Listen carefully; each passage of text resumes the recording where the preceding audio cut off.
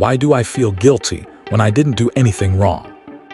Why does every argument end with me apologizing? Why do I feel like I'm the problem when someone else is the one who hurt me? Why can't I remember what actually happened during the fight? Why does my partner never seem upset, even when I'm falling apart? 5 questions, millions of searches, one shared architecture of pain that almost nobody has been taught to name. This is not a story about sadness. It is a story about engineering. Because what you are about to understand is that guilt, in the context we're examining tonight, is not a symptom of your conscience. It is a mechanism, a currency, a tool that has been extracted from your nervous system, refined, and used against you with a precision that most victims never consciously register until years after the damage has calcified. We call this process psychological inversion. It is the deliberate, sometimes unconscious, sometimes chillingly calculated act of reversing the moral direction of an interaction. The offender becomes the victim becomes the accused, and the emotional residue of that reversal, the tightness in your chest, the compulsive need to smooth things over, the apology that leaves your mouth before your mind has even finished processing what occurred, that residue is guilt. Except it isn't organic. It didn't grow from something you did. It was manufactured, transferred, and installed. Think of it structurally, the way a behavioral economist might.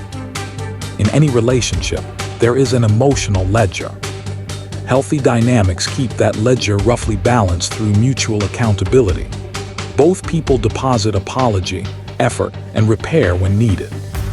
But in the architecture we're studying tonight, the ledger is rigged. One party has designed the system so that guilt only ever flows in a single direction. It moves from the target toward the manipulator, continuously, like water finding the lowest point in a landscape that was secretly graded to serve one person's need for control. To understand why this system works so efficiently, we have to go beneath the behavior and into the internal wiring of the person constructing it. This is where we encounter what clinical literature broadly categorizes under the Dark Triad: narcissism, Machiavellianism, and psychopathy, not as a diagnosis to be thrown around casually, but as a useful map of overlapping traits that explain a very specific incapacity. The core wound in this profile is not what most people assume. It is not an excess of cruelty. It is a catastrophic inability to metabolize shame. For most human beings, shame is uncomfortable but survivable. It says, I did something wrong, and I can sit with that discomfort long enough to repair it. But for an individual operating from these traits, shame doesn't register as an emotion to be processed. It registers as an existential threat, a collapse of the curated self-image they have spent a lifetime constructing. And because that collapse feels unbearable, the psyche does something remarkable. It doesn't absorb the shame. It rejects it, immediately outward, onto the nearest available target. This ejection is not always a conscious strategy, though in more severe cases it can be alarmingly deliberate. Often it is simply the only defense mechanism the individual has ever had access to since early development. But conscious or not, the effect on the target is identical. The moment accountability approaches this person, it is instantly redirected. And the redirection is rarely crude. It is architectural. It is layered. It is, in its own dark way, a form of genius. Let us map the mechanics precisely, because the horror of this process lies in its subtlety, not its spectacle. The first tactic is temporal distortion, the quiet rewriting of sequence. A raised voice becomes, in the retelling, something that happened only after the target provoked it. The timeline is never denied outright. It is simply reordered, just enough that cause and effect swap places. The target begins to doubt not the event itself, but its architecture, which came first, who escalated, who really started it. The second tactic is selective amnesia, deployed with surgical timing. Certain moments, cruel words, dismissive silences, cold withdrawals of affection are simply not remembered. Not denied with defiance, but erased with an unsettling calm, as though the memory genuinely does not exist for them. This forces the target into an impossible position. Either they are misremembering reality, or the person across from them is engaging in something far more disturbing. Most targets, especially early on, choose the former, because it is less frightening than the alternative.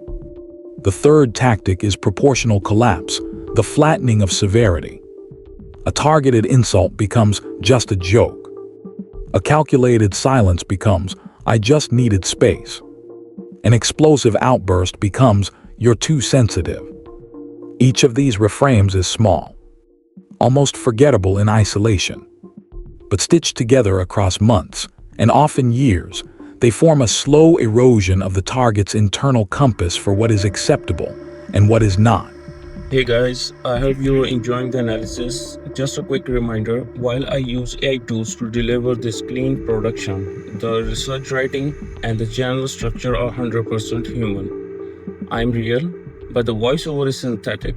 Let's get right back into it. This is the anticipation this entire discipline is built on. None of these tactics announce themselves. There is no dramatic moment where the target realizes, all at once, that their reality is being rewritten.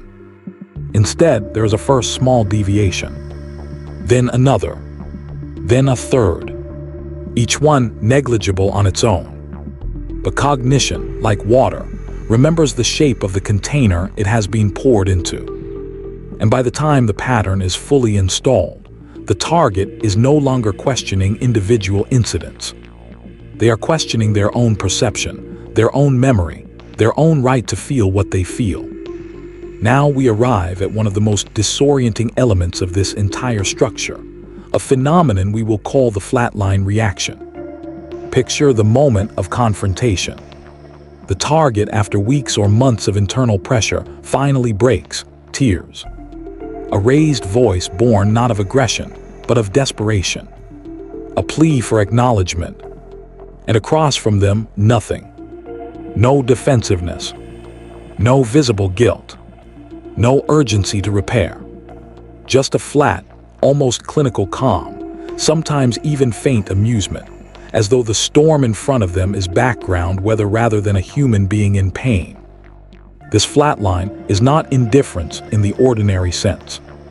It is, in many cases, a form of quiet regulation, the manipulator experiencing the target's distress not as something to be repaired, but as proof of power. Confirmation that the emotional architecture they built is functioning exactly as designed. The colder they remain, the more destabilized the target becomes, because human beings are wired to seek emotional reciprocity. When it is withheld during moments of maximum vulnerability, something devastating happens beneath the surface. The target begins to chase it. This is emotional anchoring, and it is, in some ways, the true engine of the entire system. Every human relationship contains moments of warmth, validation, laughter, tenderness, safety. In these dynamics, those moments are not distributed evenly. They are rationed, deliberately or instinctively withheld until the target has performed enough appeasement, enough apology, enough self-erasure to earn a fragment of affection. And because those fragments feel so good after prolonged emotional scarcity, the brain begins to treat them the way it treats any intermittent reward, chasing it with more intensity than it would ever chase something reliable. This is why so many targets describe feeling as though they are perpetually walking on ground that shifts beneath them. They are not weak. They are not naive. They are responding, with total biological logic, to a system engineered around intermittent reinforcement, the same mechanism that makes certain behaviors almost impossible to walk away from, because the brain has been conditioned to believe that just one more attempt, one more apology, one more act of self-sacrifice might finally restore the peace that was promised at the very beginning of the relationship. Let this be said plainly, because it deserves to be said without hedging. If you have lived inside this structure, your confusion was not a personal failing. Your compulsive apologies were not proof of guilt. They were the predictable output of a system specifically engineered to produce them. Your nervous system did exactly what nervous systems are built to do under conditions of manufactured instability. It sought safety in the only place it was permitted to look, inside itself. Now we arrive at the revelation, and it is one that tends to surprise people because it is not emotional. It is procedural. Recovery from this architecture is not achieved through confrontation. It is not achieved through the perfect argument, the airtight evidence, the moment where you finally make them see what they did. That moment does not arrive because the system was never built to allow it. Reality revisionism does not yield to better arguments. It simply reroutes around them, the same way water reroutes around stone. What actually disables this system is something far colder and far more disciplined. It is the deliberate, systematic withdrawal of attention, not as punishment, not as a manipulative countermeasure, but as the simple, structural removal of the one resource. The entire mechanism was built to extract your emotional reactivity. Because the architecture we have spent this entire analysis mapping requires fuel. It requires your guilt, your appeasement, your desperate chase toward conditional affection. Remove that fuel calmly, consistently, without spectacle, and the machine does not collapse in a dramatic confrontation. It simply stops functioning because there is nothing left for it to metabolize. This is not about becoming cold yourself. It is about becoming sovereign.